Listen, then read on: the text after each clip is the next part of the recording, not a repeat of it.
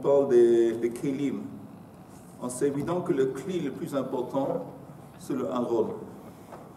Comment on voit que c'est plus important? D'abord, c'est le Kli auquel la Torah consacre le plus de versets. Ensuite, c'est le premier Kli que la Torah aborde.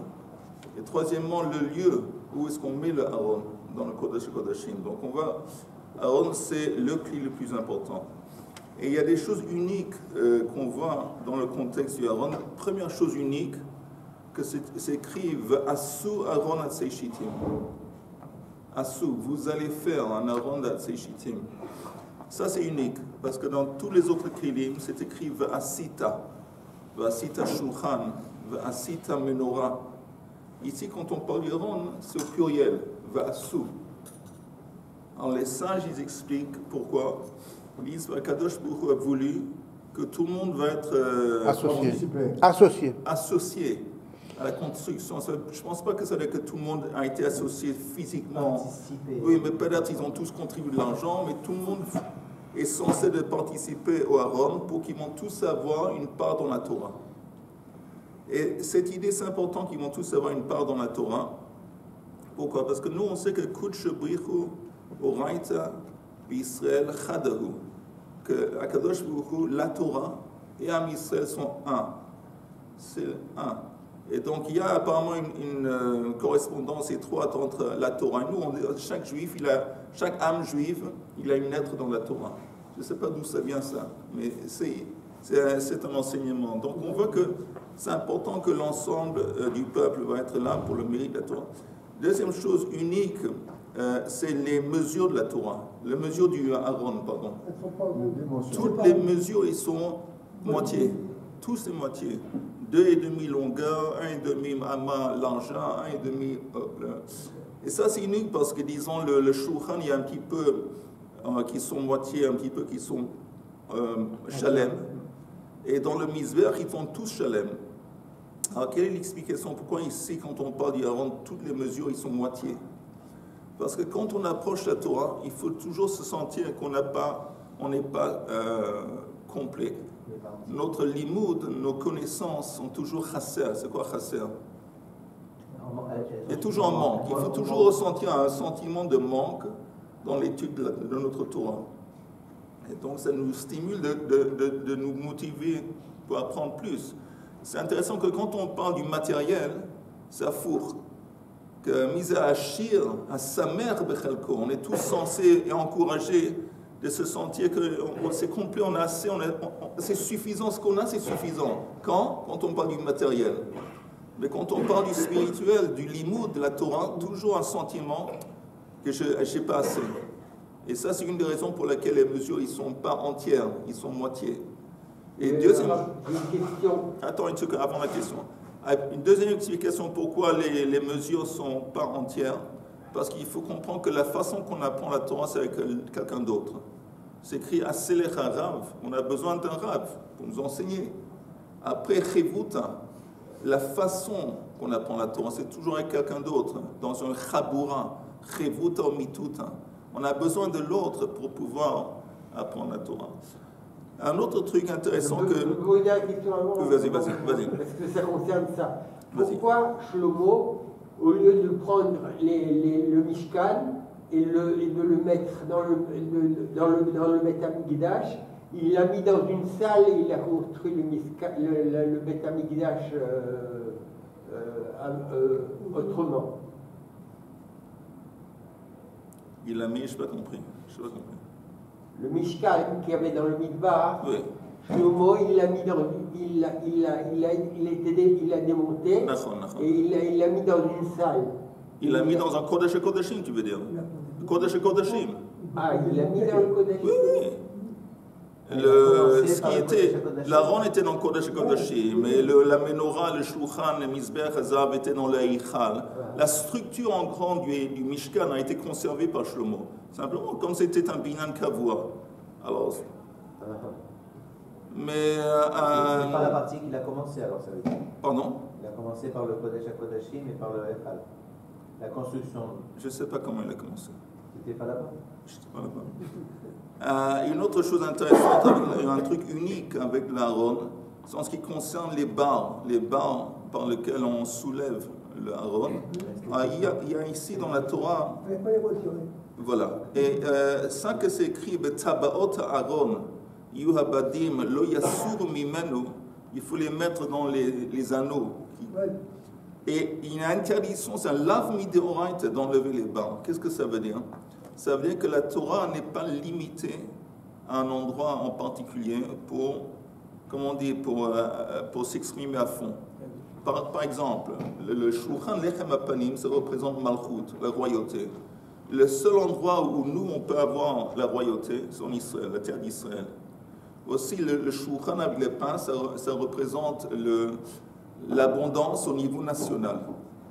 L'abondance au niveau national. Il y a seulement un endroit où ça existe pour les Juifs, en Israël. On peut avoir des individus qui vont s'enrichir, qui vont être très riches. Mais l'abondance au niveau national, c'est seulement en Israël. La Torah, c'est pas comme ça. La Torah n'est pas liée à un endroit géographique spécifique. Elle peut s'effleurer, elle peut s'épanouir, elle peut n'importe où, que ce soit en France, Grachi Tosfot, que ce soit en Espagne, au Maroc. Et ça, c'est l'idée, au niveau symbolique, c'est ça, les barres, ça représente le voyage, quand on le porte. C'est toujours, ça fait partie intrinsèque de la Torah. La Torah, elle va avec nous, on va, elle n'est pas limitée à un endroit particulier, même en Israël. Et dernière chose unique avec la Torah, c'est que c'est écrit que avec l'Aaron, il consiste de 3 boîtes. Il y a une boîte, 3 boîtes. L'extérieur fait de d'or, après on met une boîte de bois, et à l'intérieur, encore une fois, une boîte d'or. Alors, d'abord, il y a une idée que quand on apprend la Torah, il faut que Toho Yikevaro, que quelqu'un qui apprend un Talmid Chacham, son intérieur doit refléter son extérieur. Que si en extérieur, il apprend la Torah, il parle de Torah, il a la barbe, les péodes et compagnie, ok? Mais ça doit être aussi à l'intérieur. Ça, c'est l'idée que l'or qui est à l'extérieur, il est aussi à l'intérieur. Mais à part ça, l'or, ça représente quelque chose de très solide, qui n'est pas influencé. On ne peut pas mélanger, c'est le seul métal, l'or, qu'on ne peut pas mélanger avec d'autres métaux. Et c'est pour ça que c'est écrit Zahab Tahor, Zahab qui Tahor. Le Tahor, ça veut dire que la Torah, elle est pure, c'est la vérité absolue. La vérité absolue et qui n'est pas, elle n'est pas sensible, censée être sensible à toutes les influences autour de nous. Ça reste exactement, c'est la vérité absolue. On ne peut même pas changer une lettre. Ça, c'est l'or. Et le bois, tandis que le bois, c'est quelque chose qui pousse, qui évolue. Alors, c'est quoi l'or? L'or, c'est Torah Shebirtav. Torah Shebirtav, c'est la vérité absolue. Et on ne peut rien changer.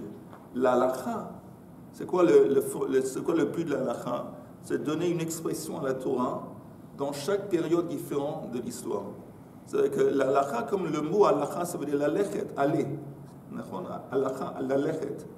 Ça veut dire que l'halakha est censé justement d'adapter en quelque sorte. C'est quoi? Pas adapter, parce qu'on a dit que la Torah c'est une vérité absolue, mais de donner une expression, de permettre à la Torah de s'exprimer d'une façon différente en fonction des temps qui changent. Oui, le mot adapter est juste parce que tu peux utiliser pour l'homme. Ça permet à l'homme de s'adapter dans ce monde grâce à la Torah. Tu peux utiliser pour l'homme. Oui, comment un homme fait quand il commence à apprendre la Torah et tout. Aussi. Il va un exemple de ça, les mises à mort, Arba Mitot Beitin.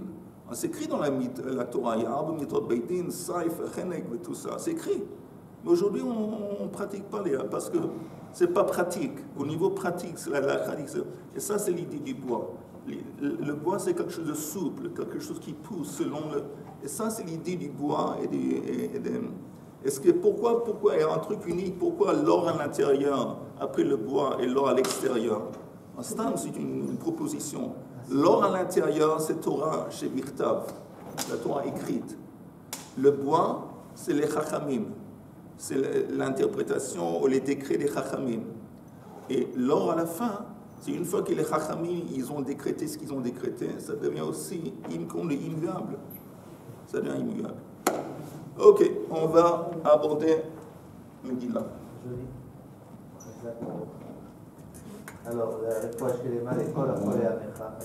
Alors, ce coup est consacré à la protection de tous les otages, à le retour le plus vite, à la protection de tous nos soldats et leur victoire sur le champ de bataille, à la réfoua shlema au Mira, de tous les malades, y compris Raphaël, Isha, Eliyahu ben Ronit, Michal bat Siona, Eliyahu ben Tamar, Shalom ben Idit, Esther bat Léa, Léa bat Esther, Rachmona bat Aziza, Rachmona bat Mejma, et Annie bat Esther.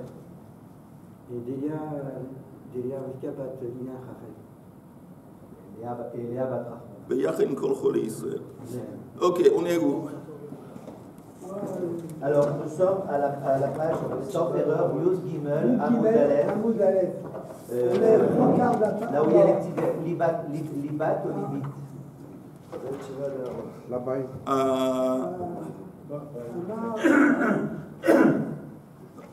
Au milieu de la page. En arabe, chez Achila.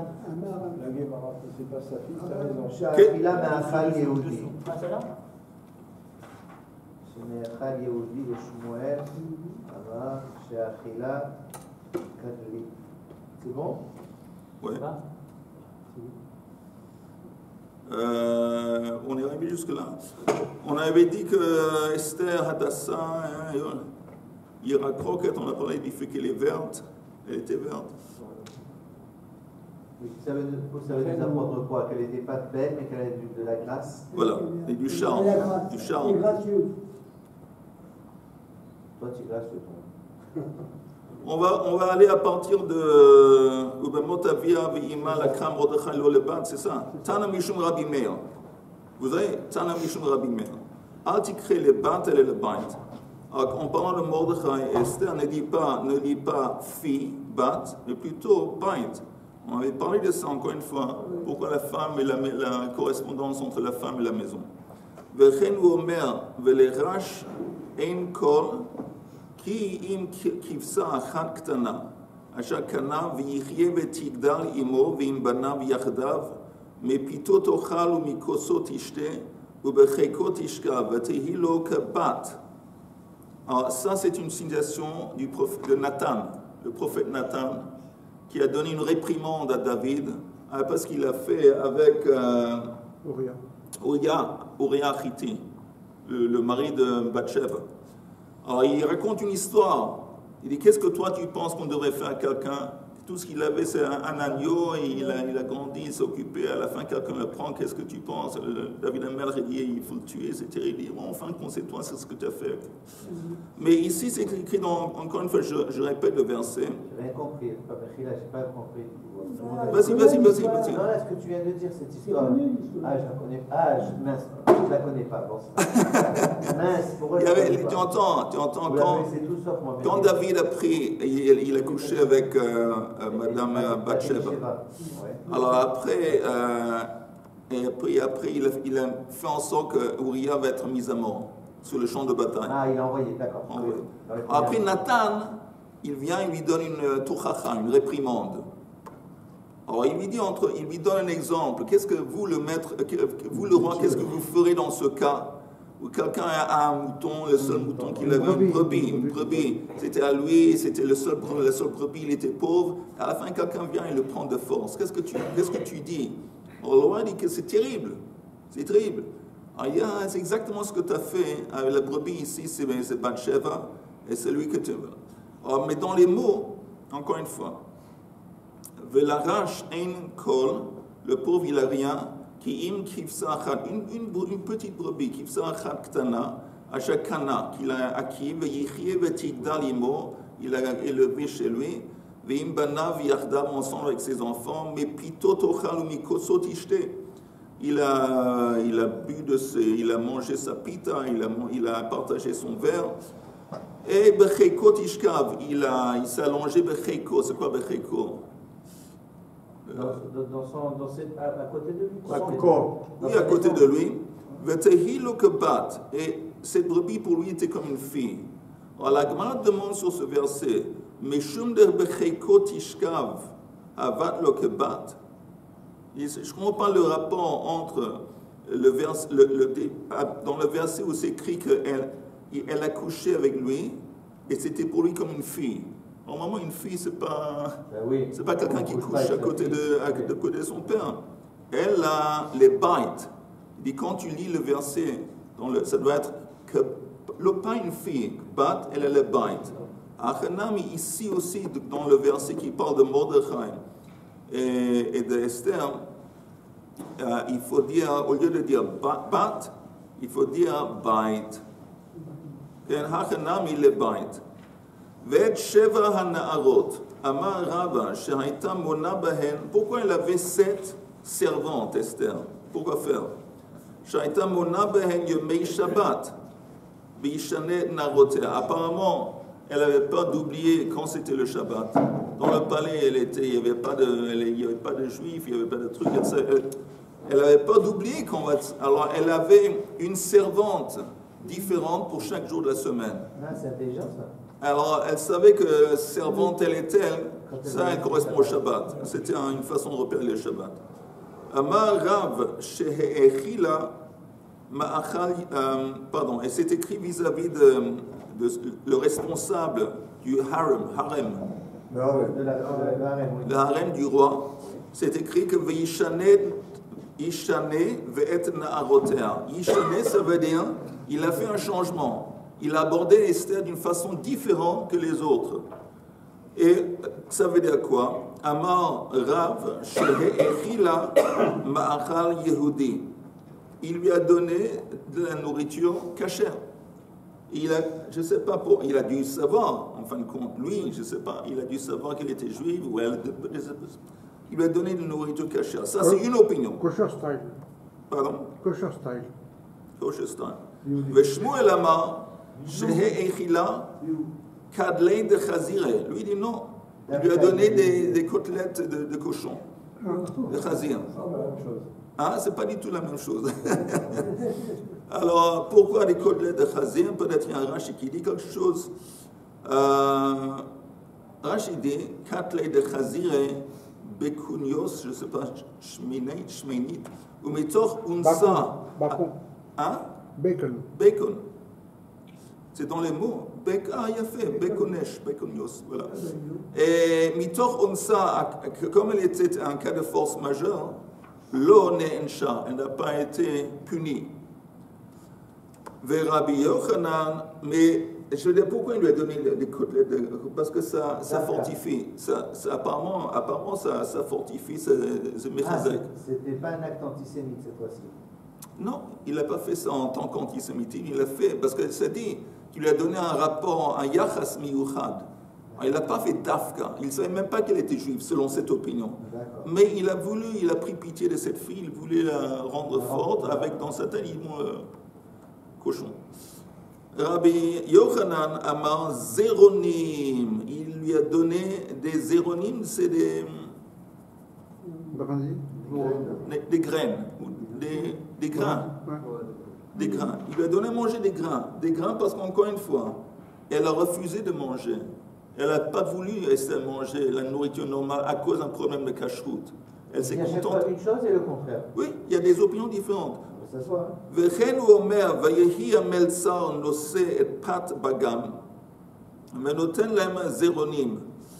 En parlant de Daniel et ses collègues dans le palais de Nebuchadnezzar, c'est écrit qu'on leur a donné à manger aussi des grains. Encore une fois, à cause du coup, c'était, disons, comment on appelle ça aujourd'hui? Vegan. Vegan, un repas vegan. On donne aux Khayalim, aux commandos qui vont au front, on leur donne des pilules, des grains pour à la place du Ochel. Ah, Bémet? Je sais pas. Intéressant. Il y a même une maison pour ça, spéciale. Bête vegan. Shisha Chodashim Beshem Amor. C'est écrit que pendant 6 mois, les filles on les trempait dans de l'huile spéciale. On demande c'est quoi ce shemen? Mai shemen hamor. Rabbi Chia Ba'aba Amar Satkat. Bon, maintenant, on a tout compris. Rabbi Huna Amar Shemen Zait. Lui, il dit que c'est d'huile d'olive. Shelo Hevi Shlish, qui a été faite d'olive, qui n'ont pas poussé plus qu'un tiers. Des olives qui ont poussé un petit peu. Après, je ne sais pas, apparemment, c'est l'huile d'olive qu'on sort, on extrait d'olive à un tiers de leur grande grossesse, c'est spécial. Tanya Rabbi Yehuda. Hein? C'est quoi steak? Je t'ai dit que je ne sais pas. Ah, il n'y a pas de rachis direct? D'accord. On va voir.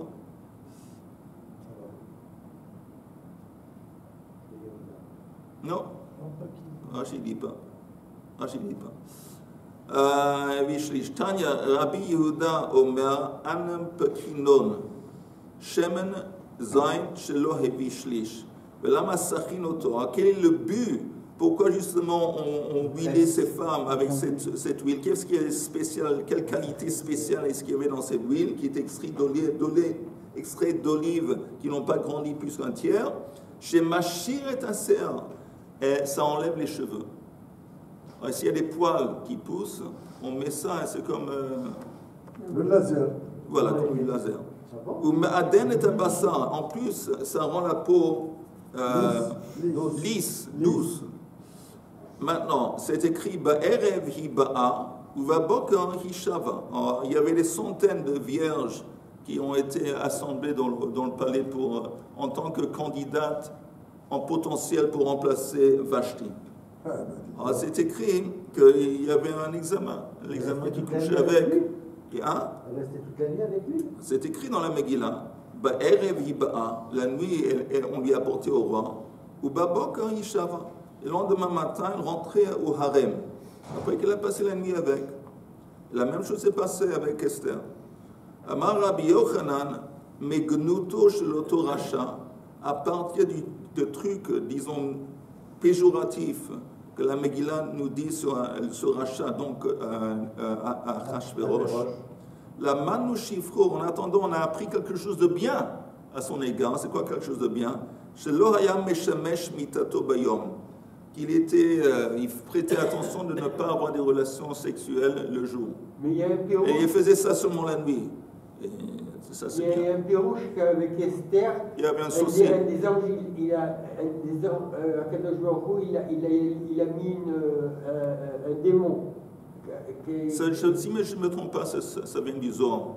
Personnellement, j'ai beaucoup de mal avec ce pérouche. Pourquoi? Parce que c'est tellement éloigné du Pshat.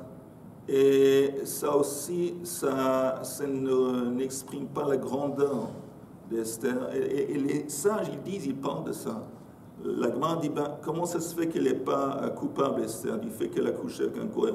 Elle aurait dû peut-être se suicider.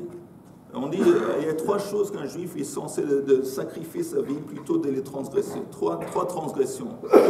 Et une des trois transgressions, c'est Gilou Yarayot, des relations sexuelles interdites.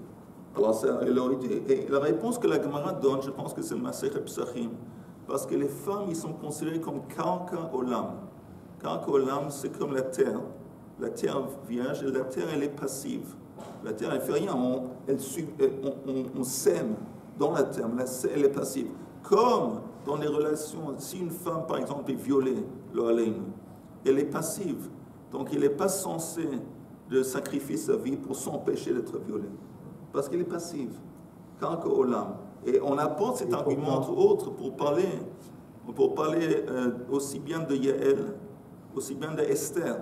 Donc, ça veut dire que dans les yeux du sage, c'est Esther qui... Et après, pas seulement une autre chose qui dit dans la Megillah, que quand Mordechai dit, tu sais quoi, je veux que tu ailles initier un rendez-vous avec le roi. Elle dit d'abord, ça ne se fait pas du tout.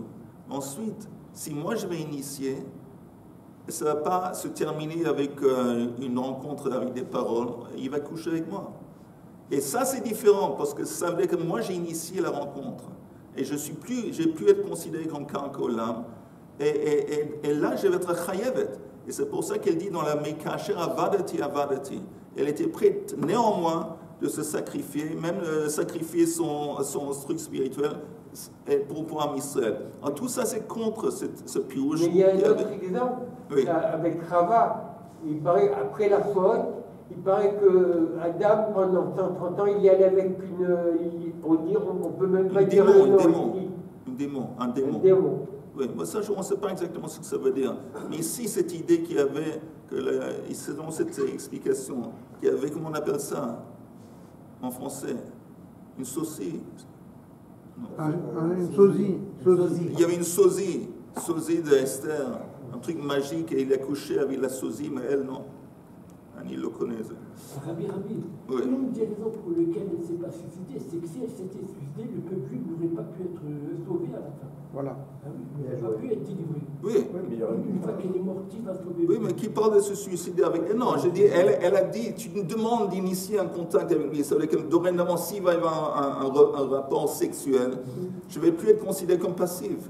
Alors, ça veut dire qu'en fin de compte, je vais être très fautive au niveau spirituel. Et néanmoins, quand et je suis prêt à laisser tout tomber, à sacrifier tout pour le bien d'Am Israël. Ok, on continue. Esther Noset Chen, c'est écrit qu'elle a plu. Esther a plu à tous ceux qui l'ont regardé. Amar Rabbi Elazar Melamed Shelekol Echad Ve'echad Nidmeta Loke Umato. Que ça veut dire quoi qu'elle a plu à tout le monde? Que les gens, apparemment, ils ont une préférence pour les filles du quartier, les filles de leur pays.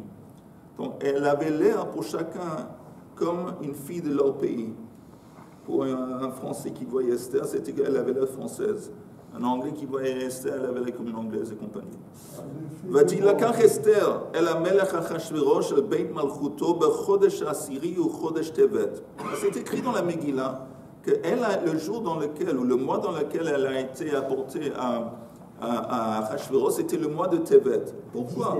Oui, pourquoi? Je ne sais pas, c'est pas écrit le 10 Tevet. C'est quoi? Chodesh Tevet. Alors, quel est l'intérêt que la Megillah nous raconte le mois? Quel est l'intérêt de savoir dans quel mois elle a été apportée? La Gemara dit Yereach ou Yerach, chez Nehene Gouf mi Gouf. Parce que c'est le mois peut-être le plus froid dans l'année. Et donc, les gens se réchauffent. Quand ils sont au lit, ils se réchauffent. On a vu, entre parenthèses encore une fois, on a vu cette idée avec David. À l'époque, c'est intéressant, à l'époque, il n'y avait pas de chauffage central. Il y avait un feu de bois quelque part dans la chambre, mais néanmoins c'était froid. Et quand c'était très très froid comme Tevet, alors les gens, encore une fois, le fait qu'il y ait un contact physique dans le lit, ça chauffait. Pourquoi on avait dit que David il avait été puni, que rien ne pouvait le réchauffer Parce qu'il avait coupé l'habit de Shaoul. Pour prendre l'habit, lui démontrer qu'il était à côté de lui, et néanmoins il lui a rien fait.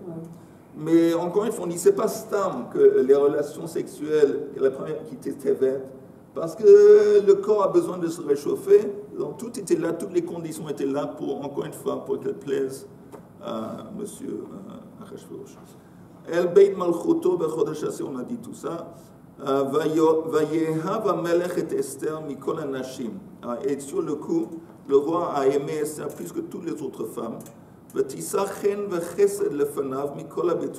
lui a plu plus que toutes les betulot. Alors, c'est intéressant ce verset, parce que c'est écrit qu'elle lui a plu plus que toutes les femmes. Les vierges. Après dans le même verset, et elle lui a plu plus que toutes les vierges. C'est un petit peu répétitif. Mais elles n'étaient plus vierges, puisqu'il les avait... T'as raison. T'es en forme ce matin. Oui. Amar Rav, Bikesh litom tam betula, tam beula. Alors pourquoi on parle des femmes et des vierges? Parce qu'il a voulu apparemment goûter le goût des vierges et goûter le goût des femmes qui n'étaient pas vierges. Je ne sais pas qu'est-ce que ça veut dire, comme tu dis, goûter le goût des femmes qui n'étaient pas vierges, parce que toutes les femmes qui ont été convoquées au palais, c'était des vierges. Ouais. Mais peut-être le fait, comme tu dis, une fois qu'il a couché avec le temps, elle n'est plus vierge. Alors il a continué à coucher, il a fait des expériments. Bien sûr, il y a un avantage peut-être avec une femme qui est vierge, il y a un avantage avec une femme qui n'est pas vierge, dans le sens qu'elle est plus comme des ménoussas. Expérimentée. Mais il avait eu Vashti avant, de toute façon. Pardon? Il avait eu Vashti avant. Oui. Vashti, elle n'était pas vierge après qu'il ait couché avec. Tu es vraiment en forme aujourd'hui. Attends, pas ça. Ensuite, il y a des enfants qui écoutent la vidéo et après... Super, les codes bien marrants. Ok. Veya'as hamelech mishte gadol. C'est après qu'il a décidé d'épouser Esther, c'est écrit dans la Megillah qu'il a fait un grand festin, un grand repas. Alors pourquoi? Pourquoi faire? Avad mishtaya velo galyale. Apparemment, il avait dans la tête, je vais l'épater, je vais frimer, dans l'espoir qu'elle va me raconter qui elle est. Parce qu'elle a refusé lui dire, comme Mordechai lui dit, refusé lui dire de quelle race ou de quelle nation elle vient. Et il voulait savoir. Il dit, bon, elle ne me dit pas. Je vais essayer de l'épater avec un festin d'envergure, ça va marcher. Elle va boire un petit peu, et puis elle va boire et elle va parler. Dans les karga, il a commencé à envoyer Rachidi dans les karga. Attendez, regardez le Rashi précédent. Avad Mishtaya. Vous voyez le Rashi précédent, Avad Mishtaya. Chizer le Kama Inyanim. Il a essayé, il a fait plusieurs essais pour l'apaiser. Le Faïsa, je t'égalelo Moladata, pour qu'elle va lui dévoiler la nation duquel elle fait partie. Velohoil, et ça n'a pas marché. Vesamachla, l'haikra, ou beikavetz betulot shenit. Et cette idée, d'où est-ce que vient cette idée des sages qu'il a essayé? Ça vient du fait que c'est écrit dans la Megillah qu'il a convoqué une deuxième fois les vierges. Après qu'il a rencontré Esther, à une deuxième reprise, il a convoqué des vierges. Pourquoi faire? Et après, c'est écrit qu'elle ne racontait pas à quelle nation elle appartenait. Et Avad Mishtaya Seuda Lichvoda Mashelo Asa Beshar Nashim. Dans les cartes de prochain Rashi, Amar Bishvil Esther, Ani Meniach Lachem Mirsei Gulgolotrem, Ainu Hanachal Medinot Asa. Encore un Rashi, puis on tourne. Shadar Pardishne Doronot Lesarim Bishma. Vainu Derti Veiten Masad Keyada Melech. Alors si on retourne à la Gemara, on va expliquer. Il a fait ce repas, ce festin pour les pâtés, ça n'a pas marché. Dans les Kanga, il a supprimé les taxes des gens, de la population, supprimé les... Richard, tu entends, il a supprimé les taxes. C'est important que tu te réveilles pour ça. Quand on supprime les taxes, c'est très important. Il a supprimé les taxes et il a dit ça c'est dans l'honneur d'Esther. Donc il lui a donné une renommée très positive parmi le peuple en espérant. Velo Gayale, et néanmoins il lui a rien dit. Shadar par Dishne, Velo Gayale. Il lui a envoyé des cadeaux au prince, aux notables du pays, dans son nom. Et Velo Gayale. Pourquoi encore une fois il a rassemblé encore des femmes vierges? Quel intérêt qu'il a envoyé des cadeaux aux notables? C'est encore une fois à son honneur. Elle a dit tous ces cadeaux que je vous donne aux notables, aux plus grands, c'est de la part d'Esther. Donc il a haussé la réputation d'Esther dans les yeux du pays. Il a pensé bon, je vais l'honorer. Peut-être elle va parler, elle n'a pas parlé. Azil Shakal Eitzami Mordechai. Il allait pris conseil avec Mordechai. Amar Einisha. Apparemment, Mordechai lui a dit Einisha mitkana ela beyere chaberta. Une femme qui est vraiment jalouse, c'est quand elle doit partager son homme avec une autre femme. C'est une autre femme qui partage son homme, là, ça la rend fou de jalousie. Or, il a dit tu sais quoi, j'ai tout essayé, je vais essayer de la rendre jalouse. Et je vais faire comme si je vais prendre encore des femmes et la rassembler encore une fois des vierges pour lui faire comprendre que peut-être il ne va pas encore une femme. Va filou hachi, et néanmoins, l'eau galyale et lui rien dit, comme c'est écrit, Ein Esther magedet moladata. Esther n'a pas révélé sa nation. Amar Rabbi Elazar, quel est le sens de ce verset en haut de la page suivante? Lo yigra mitzadik einav, quel est le sens de ce verset qui se trouve dans Yov? Lo yigra mitzadik, n'est-ce pas évident qu'on ne va pas enlever du tzadik quelque chose qui est lié aux yeux, mais einav. La Gemara, ça fait allusion à quoi? Ça veut dire quoi? Lo yigra mitzadik einav, besachad sniyut, shaita ba berachel, dans le mérite de la tsniyut de Rachel, Zarta veyatsa mimena Shaul. Elle a mérité qu'un de ses descendants de Rachel va être le premier roi d'Israël, Shaoul. Quelle était la tsniout de Rachel? On va laisser Léa passer. Ah non. Oui. Elle a caché le fait que le signe spécial que Jacob lui a donné, elle lui a donné à sa sœur pour ne pas mettre sa sœur dans l'embarras. Mais elle a caché. La halal, la katnerot et les ignaniers de halal, la katnerot et c'est ça les trois filles. Ah bon? Non. Répète encore une fois. Hala, Tahara, et la katnerot. Non, je pense que tu confonds. Parce que c'est écrit que quand Rivka a été apportée dans la maison d'Abraham, dans la maison d'Israël, elle est rentrée dans la tente, et à nouveau, tout ce qui était dans la tente auparavant, dans le mérite de Sarah, est retourné. Et là, Rashi parle des trois attributs, les trois dons. Elle parle de Chala, et Tara, et Shrina, et tout ça. Mais ça, c'est autre chose. Ici, on parle que quand Jacob a rencontré Rachel, il dit, écoute, mon père va te rouler. Il ne va pas te laisser me marier avant ma soeur qui est née. Alors il dit, t'en fais pas, on va s'en sortir, je te donne un signe. Comme ça, je sais même si la nuit, donc elle a trompé son mari. Elle a donné les signes. Alors ça, c'était les tsnoua. Elle n'a rien dit. Et dans ce mérite, elle a reçu le roi Shaoul. Et lui, il était tsanoua aussi. Comment on sait qu'il était tsanoua, Shaoul? Parce que quand c'est écrit dans le Tanakh, quoi? Pourquoi c'est un mérite d'avoir trompé Jacob? Non. Elle ne l'a pas fait pour tromper. Non,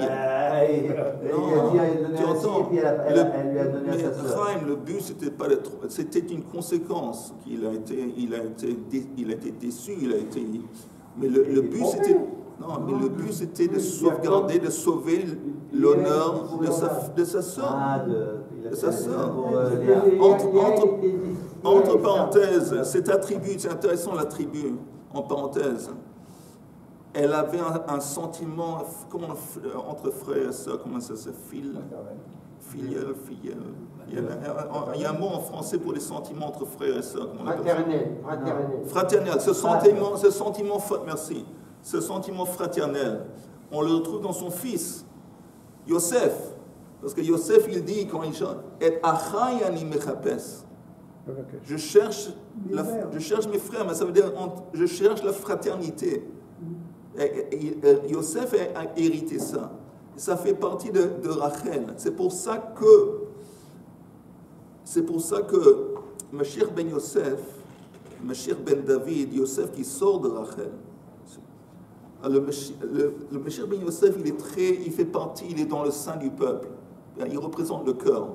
Le cœur, il est au centre du corps. Tandis que Mashiach ben David, qui est lié à Hodaya, de toute façon, c'est lié à la tête qui est éloignée du corps. C'est pour ça que, de toute façon, je dirais. Mais en attendant, la Gemara nous dit que dans le mérite de la tsniout de Rachel, elle a mérité Shaoul. Maintenant, pourquoi Shaoul il était tsanoua aussi? Il ne voulait pas être. Quand il y avait des ânes qui se sont enfuis, il les a cherchés. Après, il a rencontré Shmuel, et Shmuel l'a ouin. Il dit, tu es roi, il l'a ouin. Et quand il est entré chez lui, à son père au palais, il n'a rien dit. Il n'a rien dit. Il a caché le secret de ce qui s'était passé. On voit aussi qu'il a cette capacité de préserver un secret, de préserver, de cacher. Ça s'appelle sniout aussi.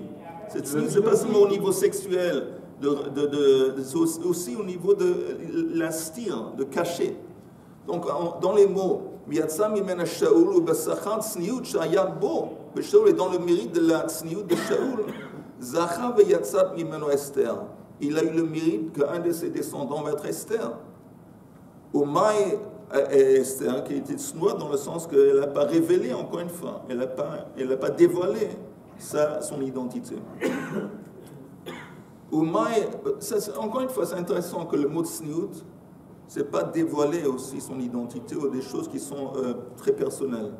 C'est contre, encore une fois, ce qui se passe aujourd'hui avec Facebook et compagnie, que des gens utilise ça, profite de ça pour dévoiler plein de choses personnelles. Quelle était la tzniut de Rachel? D'Irtiv v'yaged Yaakov le Rachel, qui achi aviahu. Alors Yaakov a dit à Rachel, quand il est arrivé, qu'il était le frère de son père. C'est écrit dans le verset de la Torah. Il dit, bon, je suis le frère de ton père. Elle a demandé, achi aviahu, est-ce que c'était le frère de son père? Valo ben achot aviahu. Non, c'était le fils de la sœur. C'était son cousin. C'était le fils de la sœur de son père. Son cousin. Elle a... Cousin ou neveu? Vis-à-vis de Lavan. Vis-à-vis de Lavan. Le cousin, non? Neveu de son père. Oui, neveu. Non? Neveu de Lavan. Oui, neveu de Lavan. Pas cousin. Elle a Amarla min savatli. Elle lui a dit, écoute, épouse-moi. Pardon, lui il a dit à Rachel, épouse-moi, je veux t'épouser. Amrale ein in. Ok, oui. Mihu néanmoins abba rama'ahu. Mon père c'est un escroc. Velo yachale, tu ne vas pas pouvoir le surmonter. Amarla achiv ana beramoud. Alors il a dit que je suis son fils, son frère. Le frère de ton père, dans quel point de vue? Dans la Ramaout. Je vais être aussi rusé. Il a volé la Vinmechot et le droit d'aînesse. Le droit d'aînesse. Oui, Nachon, c'était Mida Keneged Mida. Amrale, Omi Shari le Tzadik et le Sagouye de Ramayuta. Rachel a dit à Yaakov, est-ce que c'est permis à un Tzadik d'agir dans la Ramaout et tricher? Elle a été surprise par Yaakov qui a dit, bon, je vais être son frère, le frère de ton père, au même niveau de Ramaout. Elle dit, bon, c'est permis pour un tzaddik de tricher. Amala in, il a dit oui. Im navar titva, il a cité un verset qui vient de Shmuel. Im navar titba, ve'im ikesh titpal. Ça veut dire que quand tu as affaire à quelqu'un qui est un escroc, tu peux te comporter dans la même espèce. Ah ouais? C'est pour ça qu'on, bon, comment on dit ça, le juif, la façon qu'il a été conçu pendant beaucoup de temps dans l'exil, la caricature péjorative du juif qui est, comment on dit, un tricheur. Un tricheur. Avec le nez crochu. Ok, alors, mais il faut comprendre, c'est vrai qu'il y a eu des moments qu'il a triché, mais la seule raison qu'il a triché, c'est pour survivre. S'il n'avait pas triché, il n'aurait pas pu survivre. Encore une fois, ça dépend avec qui, envers qui tu vas tricher. Mais on voit que si quelqu'un vient te tricher, toi, tu as le droit de te défendre et tricher aussi. C'est comme un petit peu à Kam le Rogachash, Kem le Rogo. Quelqu'un vient te tuer, alors tue-le avant. Ça, c'est intéressant. On n'est pas des frayerim. Quand on dit, tu sais quoi, tu es un sadique, tu es un kadosh, et si quelqu'un vient te tuer, laisse-toi tuer, ou si quelqu'un vient te tricher, non. Il vient te tricher, défends-toi. Ça, voilà. C'est pas comme ça. T'as pas compris? Non, je dis, c'est pas comme ce qui s'est passé à la Shoah où on dit qu'elle a reçu que sur le Teva. Amala, Omay Rameyuta. Alors, il lui a dit, quel genre de... Tu me dis que ton père va me tricher. Comment? Amalei Idli Achatei de Kshishaminai. Alors, Rachel lui dit que tu saches que j'ai une sœur qui est plus aînée que moi. Velomin Sivli Mikama. Tu ne vas pas pouvoir m'épouser avant elle. Alors lui, qu'est-ce qu'il a fait, Yaakov? Massar la Simani. Il lui a donné un signe. Qui matalelia. Quand la nuit des noces est venue, Amra Hashta Mirsafa Achata. Elle dit, c'est terrible. Mirsafa. C'est être dans les... Comment on dit? Embarrassed. Embarras. Ma soeur va être dans l'embarras. Elle va être dans tous les états.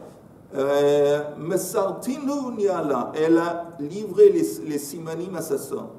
Vaïnu dirtiv. Et c'est à ça qu'a fait allusion le verset que s'écrit Vayehiba Bok Vehinehi Lea. C'est écrit le matin après la nuit du mariage. Il s'avère que c'est Léa. En la Gemara, c'est Tom. Michla de Ad Hashta, lave Léahi. Ça veut dire que quoi? Jusqu'au matin, c'était pas Léa. Seulement le matin, il s'avère, ils se rendent compte que c'est Léa. Et jusqu'au matin, elle n'était pas Léa. אלא מתוך סימנים שמסרה רחל אליה, mais ça c'est l'explication, à cause des simanim que Rachel a livré à sa sœur, lo have yada ad hashta, il n'a pas su que c'était Léa seulement le lendemain matin. Le fikar, dans ce mérite, Zarta v'yatsa mimena Shaoul, elle a mérité devant Shaoul.